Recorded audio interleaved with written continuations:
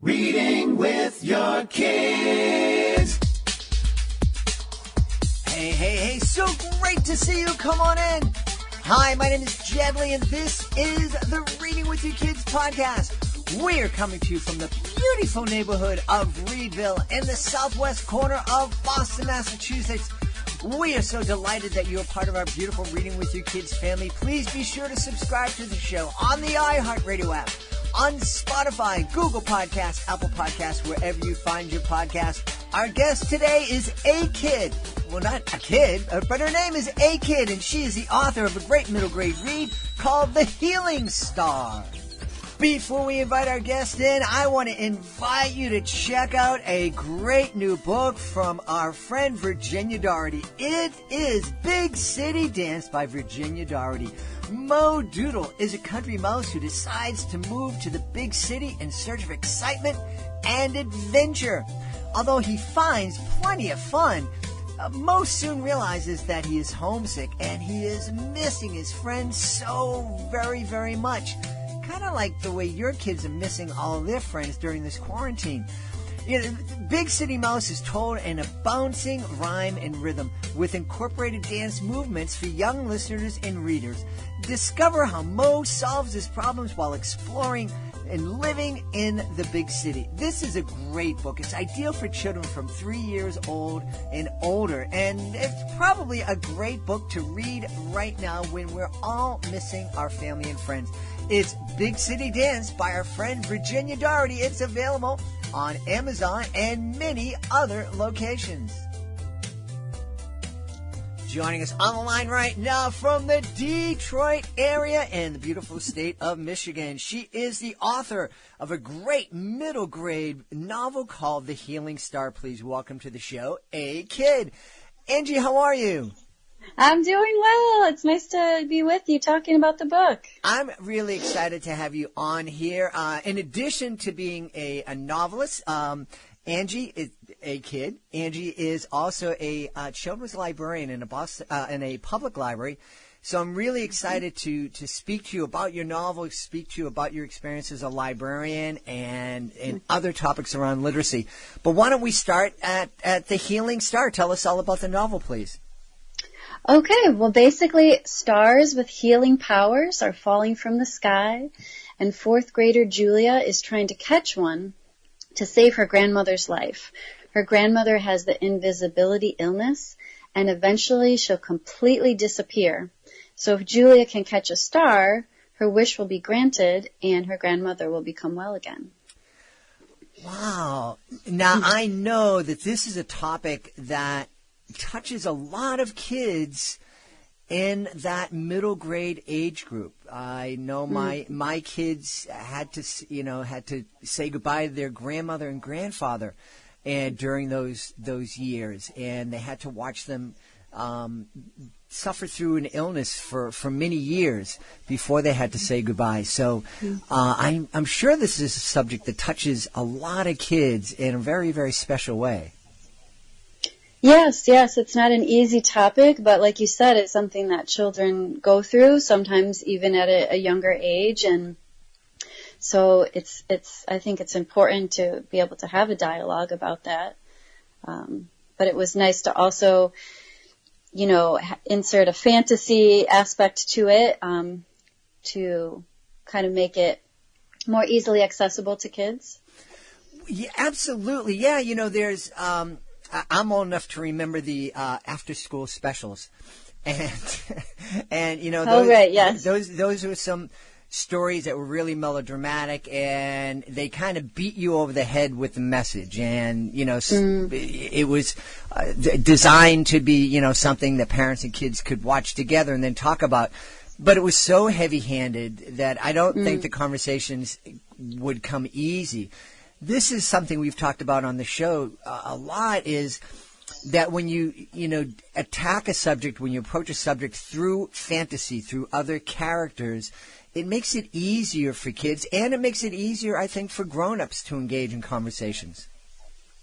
Yeah, absolutely. I think fantasy can be useful for anyone, and it's the idea that you're going on this adventure and you're following this story, but then along the way, underneath that, you can also, maybe discover something about your own life or learn something in the process. Mm-hmm. What was it that inspired you to write The Healing Star and to come up with this story? Well, I've always loved the stars and the moon and thinking about the universe and wishing on stars. So I think that was a natural, subject for me. Also, my grandmother, I was very close to her growing up. She used to come over for dinner on Sundays, and she taught me piano. And so I had a special relationship with her. So that kind of comes out in the novel as well, as Julia's really close to her grandmother. It's talk about coincidence. I was very close with my grandmother. And oh, really? Her name was Julia. Oh my goodness! Are you kidding? No, not at all. And I wow. mean, it really, really was incredibly close to my grandmother. She taught me how to cook. We would go to the what was then called the WWF, the professional wrestling matches together. She'd ride in the back of my motorcycle. Oh no, she was very cool. She'd ride in the back of my motorcycle. We had great times, and she was very, very special. And I said goodbye to her when I was my son and I. My son was, I think, 6 months old when my grandmother passed, but she passed with us together, and saying a prayer and being together. And it was a really difficult time, but also a very beautiful moment too. Yes, it's actually nice if you can be with your loved ones when they're sick or also when they're passing away. I think it's not something you want to experience, but it's nice to feel like you're with them. Oh, absolutely. When hopefully my time to go won't be for many, many years from now, many decades. I'm keeping my fingers crossed. Right, yes. I got a couple of decades in, I'll hit 120. But, yeah, but being with loved ones is definitely how I want to do that. That would be really special. That's so cool that you had such a cool grandmother, because I feel like that's what I wanted to show in this story, how Julia could have a special relationship with her grandma. It's like her best friend, and you don't necessarily think about having your best friend be someone that's older than you. Mm-hmm. But I think it's kind of nice to show you can have those kind of relationships. It really is, and I know that my relationship with my grandmother and my experience with my grandmother was very different than the experience her kids had with her, my dad and all of my uncles. And when I would sit down and talk about how cool it was to be with my grandmother and how much fun she was, they would look at me like I was talking about a different person. They're like, what are you talking about? That's not my mother. And I'm like, oh yeah, it is now.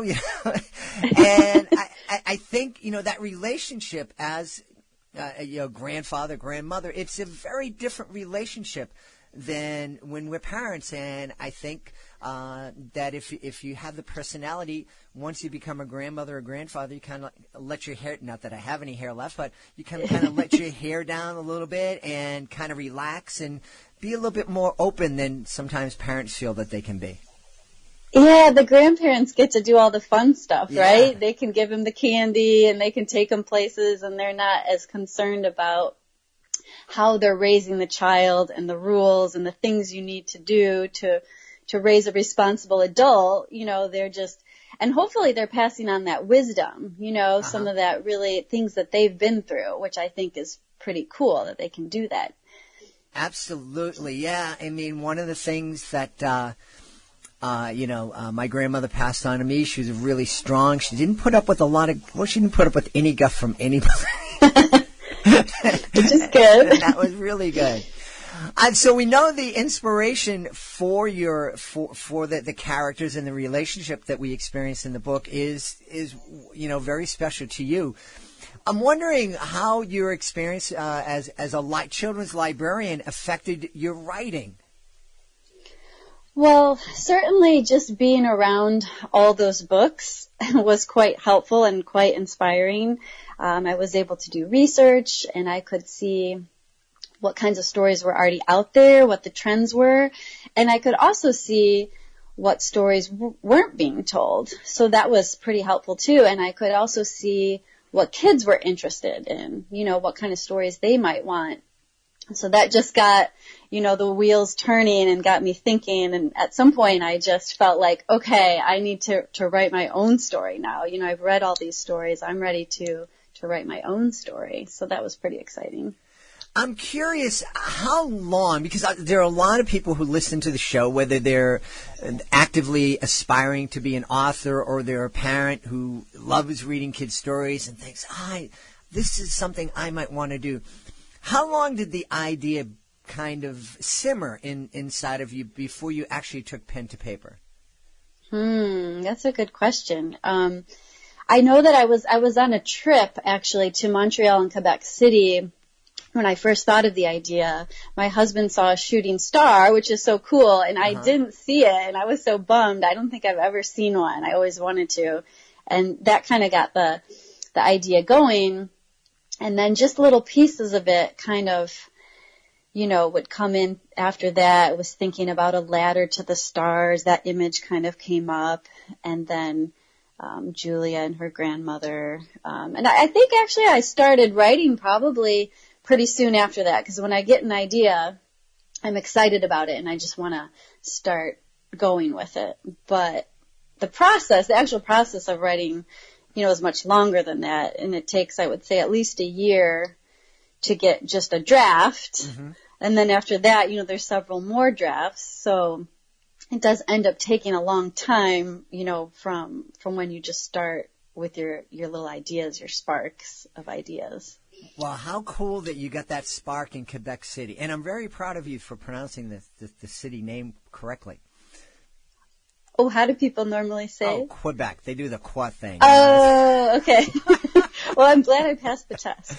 But I mean, Quebec City is such a beautiful place, and it's such a different city. It feels like you've stepped, from North America to Europe in like just a couple of steps.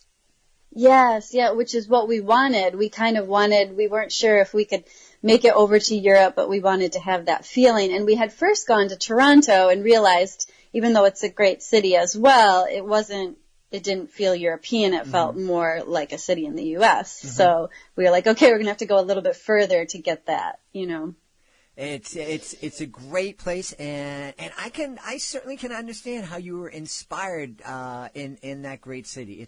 It's a really fun place, and the people are amazing. Yes, everyone is so friendly. I mean, even if you don't, speak French, they're still just really helpful and kind, and it's easier to see the stars out there too, which is probably another reason why, my husband saw a shooting star. One of the things I wanted to ask you, and I hope you don't mind me asking, folks listening, when they heard me introduce you as a kid, they might have been shaken a little bit about like, we talking to a 12-year-old here, but where did that's your pen name? Where did the inspiration for that pen name come?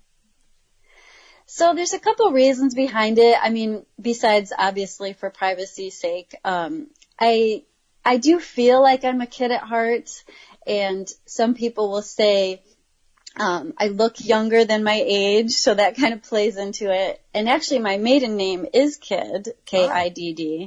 So I sort of felt like I must be meant to be a children's writer. I have this name, so I thought I would use it. And then the last piece of it is just, I thought it would be nice if when kids read my story and they saw it was written by a kid, that they might feel like, oh, they could relate to it, and maybe they might feel like they could write their own story. Well, there's a lot going on there. Yeah, yep. That's very, very cool. I'm wondering, I love to read fantasy and science fiction and to immerse myself into a story where I'm transported to a new world where the rules aren't the same. And sometimes, I'll be honest with you, sometimes it's hard for me to keep those rules straight in my mind as I'm reading. How difficult was it for you to keep those rules that you were creating straight in your mind as you were telling the story of the Healing Star?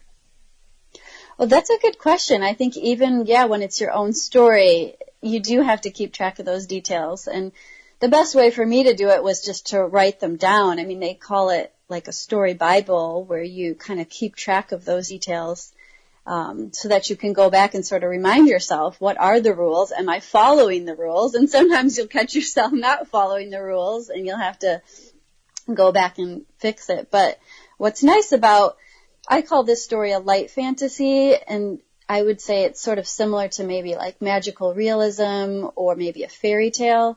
So I don't get too in-depth with the world building purposely, because I want it to sort of feel like it could be our world, or maybe just a slightly alternative world, but then with just a little bit of magic running through it. Ah, cool.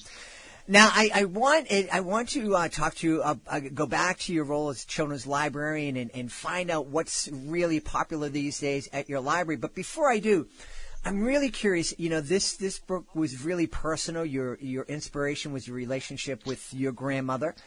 How did you grow as you were writing this book? Oh, wow. Interesting. Well, you know, my grandmother did become ill, actually, while I was about a year after I was writing this story. Oh, my goodness. And so it became very real to me, writing some of the scenes in this story.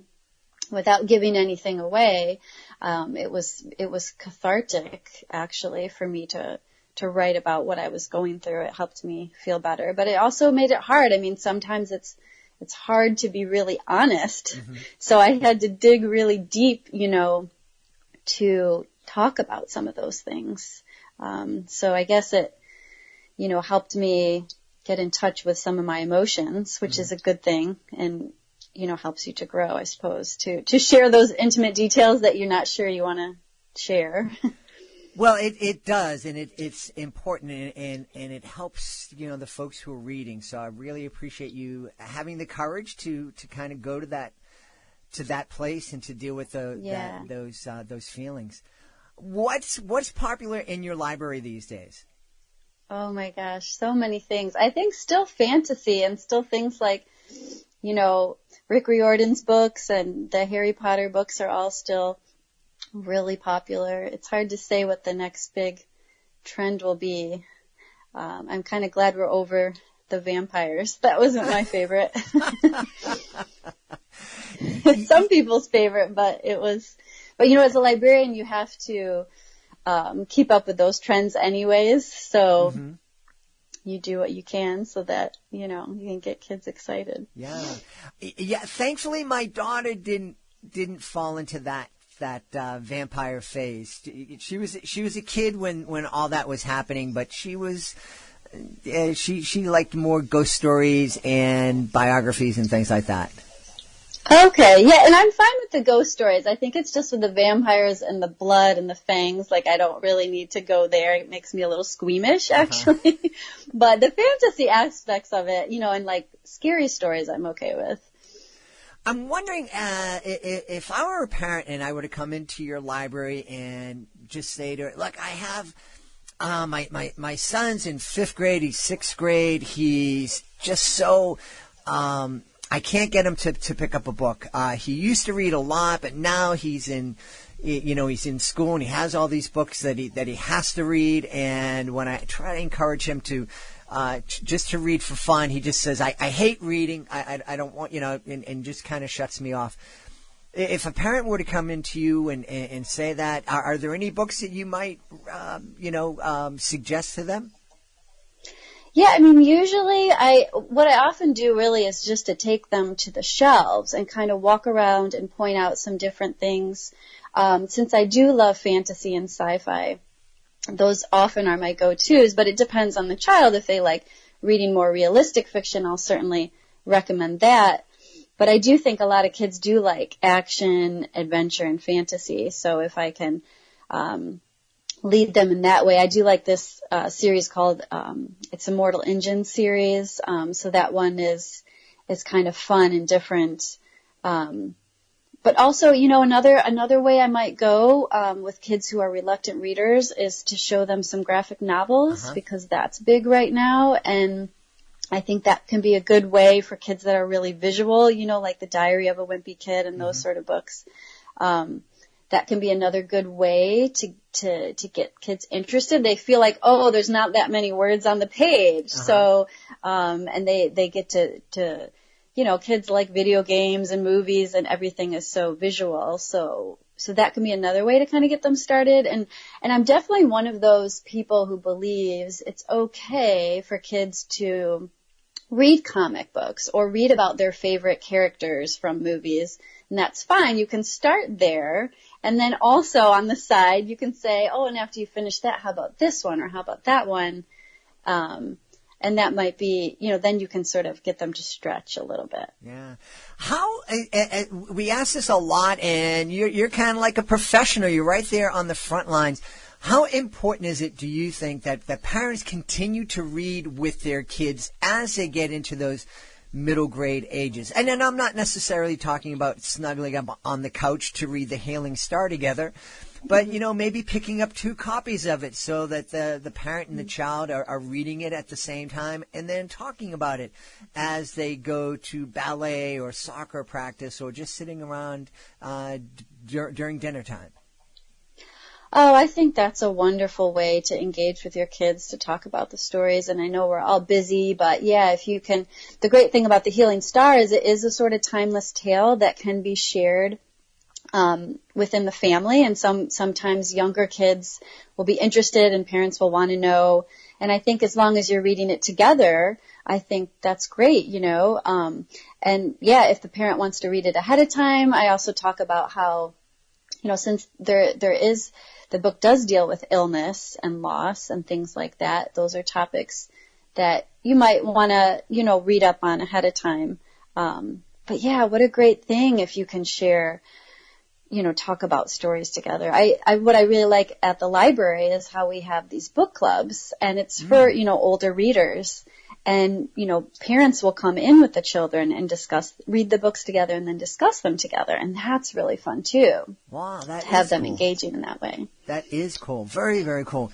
Now, before I let you go, what kind of advice do you have for kids who may feel that they've been bitten by the writing bug? Yes, I definitely encourage them to keep writing. And I think the best thing to do is to just pick the topic that you're inspired about and don't worry about if it seems silly or bizarre or wacky, to just go with it, write what you like and what you know, and don't get too bogged down by rules. I'm sure they get enough of that in school, writing, thinking about grammar and all that. That can come later, but just start writing, and make sure the story has a, beginning, middle, and end, and write the most exciting part first. If you get stuck, you can always jump around but yeah, just finish it. I think that's hard even for adults sometimes. It's daunting. It's easy to start something, but hard to finish. So I really, encourage people to finish, even if they feel like it's going nowhere. You can worry about, fixing it up later. And then last is just, don't ever give up on your dream. I feel like that's the most important thing for kids to know, because people will encourage you to, do the basic studies and all that. But if it's something you're passionate about, just keep with it and eventually it'll happen. I don't know about you, but I think I absolutely agree that we should encourage kids to never give up on their dreams. I think we should encourage their parents to follow the same advice. True. Absolutely. I'm sure there's a lot of adults who have forgotten dreams, and I really believe it's never too late to follow through. And it's a good thing to pass on to your children too. If they see you following your dream, then they'll be more likely to do that too. Absolutely. Hey, where can we go to find out more about The Healing Star and find out more about Author A. Kidd? Well, you can purchase the book online at Amazon, and you could also go to my author page on Facebook, which is A.Kid Writes, and that'd be another way to connect with me. And I also love getting email, so if you want to email me at a.kidwrites@gmail.com, it would be great. Awesome. Well, we've had a wonderful time talking about The Healing Star, brand new middle grade fantasy, great for kids in grades 3 to 6 years old, and it was written by our guest, A Kid. Angie, thanks so much for being part of the show. Thank you. It was so much fun. It was great talking with you. Please be sure to join us for the next edition of the Reading with Your Kids podcast. Our guest will be Susan Lewis Solomon. She is the author of Stella the Ambassador. This is a really fascinating conversation. You don't want to miss it. If you are the author of a great children's book, we would like to invite you to be a guest on the Reading with Your Kids podcast. Being a guest, it's fun, it's easy, and it gives you the chance to tell thousands of people about your fantastic book. All you need to do is go to our website, readingwithyourkids.com. Click on the contact button that you will find at the bottom of the page. Let us know about your great book. We will let you know the next easy steps. We want to thank the folks who made today's show so very wonderful. Of course, we want to thank our guest, A Kid. Be sure to check out The Healing Star. Great read from A Kid. Also want to thank my amazing team, starting with my amazing producer, Fatima Khan. Also want to thank my awesome author ambassador, Peggy Cotto. I want to thank my beautiful wife for all the support that she gives me. I want to thank you. Thank you so very, very much. This is an incredibly difficult time. Thank you for taking the time to join us today. And most of all, thank you so much for making the world a better place by reading with your kids. I'll be looking for you in the next edition of the Reading with Your Kids podcast.